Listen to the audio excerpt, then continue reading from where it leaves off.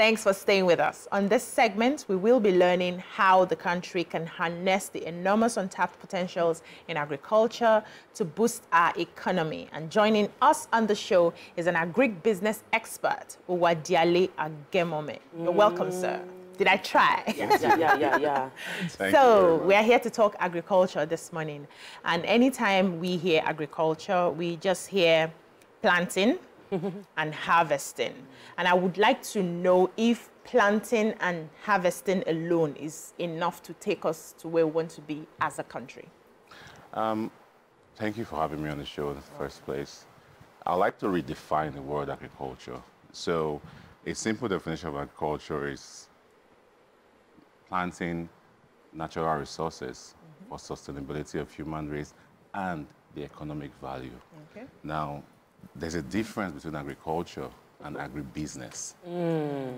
It's very different. So what we do is agribusiness. And the only way that you would tailor agriculture into the economy is through agribusiness. You need to see agriculture in the first place as a business. Okay. For instance, you know, our company, Radio Farms, we operate all palm in Edo State. We sit on 2,509 hectares of land in Edo State. Now, the business that we have curated on the oil palm sector, it's just like every company you see, right? It has every category of employee. It's not the conventional, like you understand, you go till the soil, you have somebody with some hose, a shoulder, and a cap. You know, you have those category of people, yes. However, it's a business, okay? The only way one way for the economy, Nigeria economy, to benefit from the agricultural sector or the agribusiness sector is to operate commercial agriculture. So let me dig a bit further into the commercial agriculture perspective, because at least on this set there are about two of us that play in the agri space. She plays within the rice space. Okay. And one of the issues I've heard from people who are also into agriculture is the fact that as long as we don't have a commodity board that fixes a price for what, like a range for what items would sell for, we would always have issues. You know, I buy my day-old chicken and I'm trying to raise the chicken for the next 3 months. I don't know how much I will sell chicken. I might have bought the chicken, spent money, and suddenly when I want to sell my chicken, I find out that there's a glut or something happened and the price, or they opened the borders.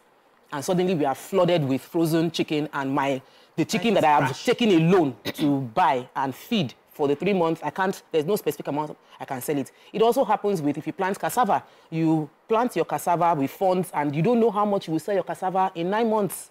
So what do you think? Do you believe that having a commodity board, having a fund, a specific regulation within the agric would help to boost agric business? Yeah, so a commodity board, yes, would help boost agribusiness, because regulation is important, right? When you allow people just essentially decide what they want to do, it then has this effect where you have the big players pushing out the small players because of capacity. As to every business, especially agric, there is a minimum size of every business you have to start with or set up for you to thrive. So recently we have a partnership with a French company. We just signed the contract 2 weeks back to produce bananas for them. Now, the minimum we can start that business with is 250 hectares of land. Now, if I was going to that business and I was trying to start at 50 hectares, I would face a lot of issues. Pricing. I can't meet the pricing. Someone with bigger plantations would push me out of the business. I was just speaking to someone last night. This is not even agriculture, it's in the petroleum sector. And it's so interesting that the same thing play out. The small importers are struggling with their margins, and the very big guys are cashing out. They import petroleum products from wherever. They have the cash to pay ahead. You know, your small guys are trying to just use LCs and the like. It's the same thing, right? So are there some lucrative areas? Let's use the chicken business, for instance. So some people are in the business of chicken feed. and some people are in the business of just, rearing the birds. And the chicken feed people would at some point continue to vary prices. Absolutely. Because the increased price, you're rearing your birds, you have to increase. We have a poultry farmer we shop with, and birds were initially 4,000 when we met. It is 8,000 upon chicken feed increment. So what's the most lucrative area of, for instance, that part of agriculture? Talking about the poultry sector, we've played a bit around there. The concept for us that has worked is having several, on the value chain, you need to play along that value chain as much as you can. Because if you just isolate yourself to one part of the value chain, you will be constrained to a great extent. Again, going back to the oil palm, we not only farm, we process into crude palm oil, palm kernel cake, right? If you run the numbers, yes, you use that for feed manufacturing, pigs and bears as well. So if you look at the numbers and you just want to sell, if I was just doing the farming, I'll sell the FFB, call it FFB professionally, but it's called banga in the local market, that's the banga. And you want to sell that, you will essentially not make anything. You will struggle, right? But when you add value, it becomes different. Now, that's why I go back that you need a certain minimum capacity to thrive in agriculture. You don't just put in 1,000 beds. Okay, so a Nigerian is watching you, and we know the average Nigerian, things are quite tough. And you've put some of your money you saved aside, and you're thinking of going to agribusiness, and you're saying, well, if you don't have capacity. So this person is thinking, what should my capacity be? So, and if I don't have that, is there no hope for me in the agribusiness? That's where collaboration comes in. Okay, so tell us, how would that work for someone? So so when you assess your business that you want to, value chain you want to play in, and you are able to figure out the minimum capacity, and you cannot meet that capacity, you don't necessarily have to go into the core farming. You can buy from existing people and sell. You don't have to rear the chicken in terms of in this space, right? And if you really do want to go into the core farming, then collaborate. Get a group of people. No, you could aggregate a certain number of small farmers that are interested in the same line of business and channel your energy successfully towards that venture. Do you think we are ripe enough for collaboration? Because I see we do well individually. Do well to some extent, because I believe that we could do more if few of us come together to start a business. But there's usually this fear when it comes to collaboration. This is not just in the agribusiness, in other aspects of life. And I'm wondering, do you think Nigerians are mature for collaboration? Well, is there any way we can help them get to that point? Because now we're seeing that we need to collaborate in order to enter some industries and make the business big enough to drive foreign investors and own the space. Let me just also add, apart from just maturity, like legal documentation, is this something that we look to, or is just gentleman's agreement that we're still working with? So that's why I say it's called agribusiness. And if you, as to every business, there are series and level of processes you have to put in place. Collaboration is actually very possible. I've seen it happen on a large scale, on a small scale. Now, but you have to be well informed of what is required for you to collaborate and seek the right guidance, pay the right people. Don't go on Google, download the document, edit that document.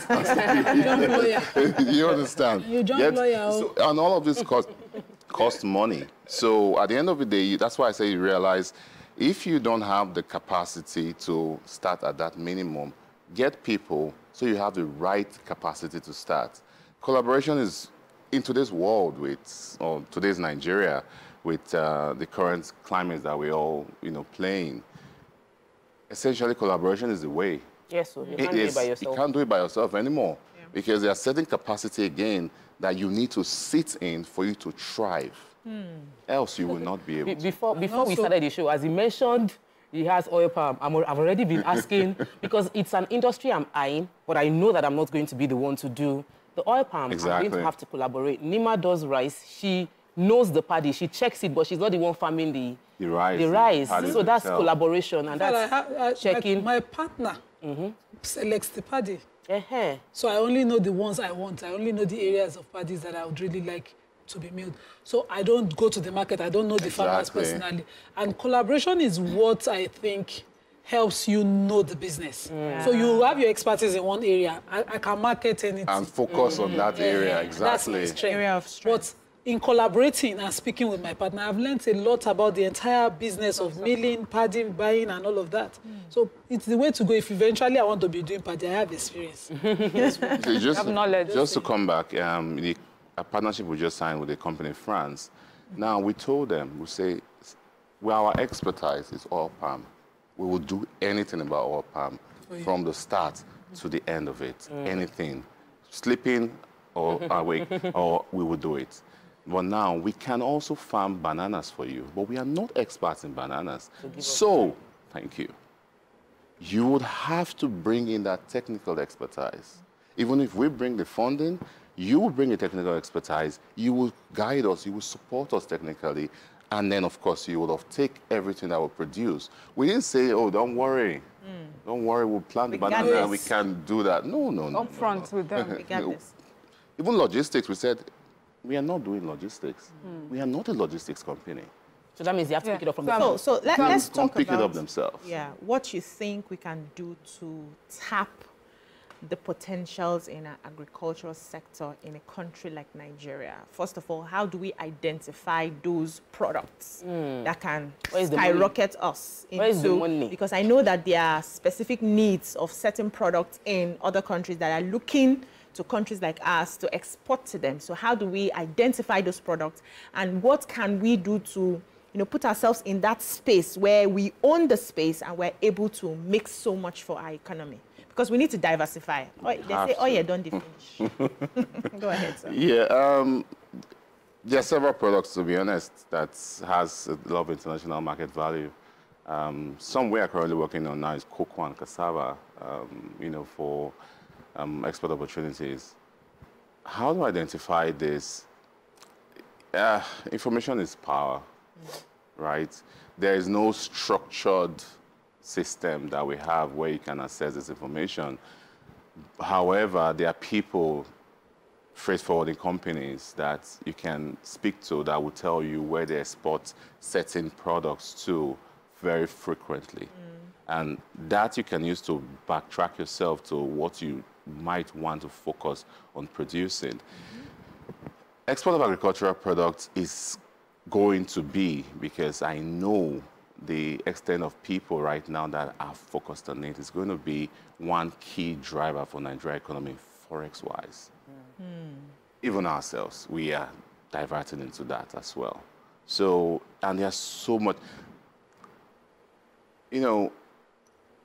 besides, there's one thing to produce and export. There's one thing to actually produce the right product. We do maybe 30 ton per hectare tomatoes in Nigeria.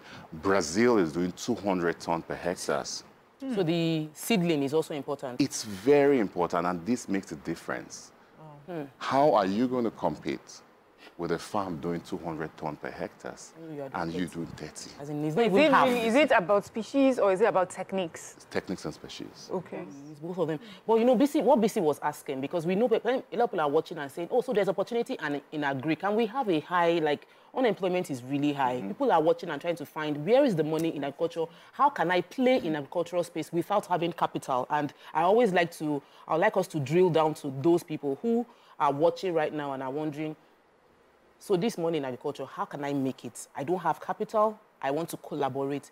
What are the can you give examples of how such people can collaborate? What are the industries? What are the people you feel like they can be looking out for to work with? Okay, I mean, if you don't have the capital, you need to have information. Commodities that I would personally recommend are commodities that are not time sensitive for export. You have to be very, very organized to deal on time sensitive commodities. Because we're not equipped We are not equipped help you to take it do that. So for those that are interested in exports of commodities in terms of, maize, I know that there's a ban on maize. Cassava, there's no ban on cassava. Cocoa, there's no ban on cocoa. These are commodities that you can easily source. Sesame seeds, you can easily source them, from the north. They are aggregating companies, actually, that there's, Thrive and a few other ones that their business is aggregation. So I'm hearing so much of export raw materials. And I'm wondering because if we do production, that's how we employ more. So how do we, in agri-business, go into the production side? For instance, those your partners in France, do they take raw materials, or are they thinking of coming to set up processing plants here to No, we're taking it as raw. Raw. Now, Nigeria has a few things to do with, including the right funding, including power, and a few other things to deal with when it comes to processing. For those of us into manufacturing, we know what diesel has become over the past couple of months, and the thing is, you cannot translate that cost back to the end user. They won't buy the product, right? So you need in every business, you need to understand when to fight and when to yield. You need to understand where you want to go into production. It's good, you add more value, obviously make more money, but you need to look at the entire dynamics and say, okay, can I do this? And if you want to go into production, again, you have to be at a certain capacity for you to see that that production line thrives. So people like you now are big in this business, agric business, like you called it. And I'm wondering, are you presenting some of the challenges you're facing and liaising with government or having conversations with government to say, we are playing big in this, and these are some of the challenges we're facing that we need you to come in to also encourage other people who are smaller to play in this as well? Have you started that conversation? Or as a big man minding your business, you focus on getting your people from France, and then the poor man who wants to get into this will not have any form of access? Absolutely. We engage the government in several ways, security as well, access to land, which we just spoke about, and funding where possible if it's something they can really deal with. You mentioned it off air, but you're assuming like they knew. The access to land he was talking about was not on air. Yes. He was saying that they get land from the government. That way you don't have to buy the land for agric when you are doing big. So, but will that land be free? But let's take it comes. It's free from the government, just regular land rents. Yeah, it's agriculture. Yeah. Okay, so for me, another thing that is quite interesting to me is sustainable agriculture and production and manufacturing. When you see like many other African countries, they're doing different products, they're able to use what would I say, like after you've taken on just different parts of the plant and using it for furniture, for clothes. I mean, somebody here, Pineapple, was talking to us about making diapers from it. So I'm wondering, with the oil palm that you're doing now, beyond the regular that we know, are you looking to other sustainable products that can be derived from the oil palm? And how do you think Nigerians can tap into that and invest in that? Yes, for oil palm, the value chain is extensive. Beyond the main ones I mentioned, you can make broom out of it. You can make, shisha coal. You can make that out of, you can make it out of it. So for us, you can make soap out of it, and we already see that happening. We have people, small-time people come, they buy that part of we call them waste, but that's raw material as well. They buy that and make soap out of it. So we already see that happening in our value chain. And like you said, people that do not have that capacity, they come play in that small niche, out of our value chain, and we welcome them. In fact, it's beneficial to our system, actually. So what we do encourage is that, once you know the capacity you can play in the value chain you want to play in, then you just anchor on that level. I'm really hoping that that at some point the ministries will start to empower businesses to go into production, because I don't think selling raw materials alone. Processing. Processing, yeah. Processing. So you take it to the end of finished, other finished products. It's an energy The entire chain. But we need a lot of electricity. It would be challenge. good because it was a cardinal country now that actually they ban export of raw materials. You can't export it out. I thought we also heard something about Ghana and their cocoa to France. Yes. They're trying to keep more of their cocoa so they can produce their own chocolate instead of... You know, and it's amazing how this works. Thank you so Thank you much. so We much. have been speaking with an expert in the agric business, Mr. Uwadiale Agenimonmen. Thank you so much. Thank you for joining us. Thank you you for enlightening us on what we can do more to harness our agricultural potential for our economy. And thank you so much, ladies, for being amazing today, as always. We have two farmers already. Oh, yes, you have two farmers already. You have a manufacturer too. Yes. So that's all we can take on the show today. We'll see you again tomorrow. Do have a lovely day. Bye-bye now. Thank you.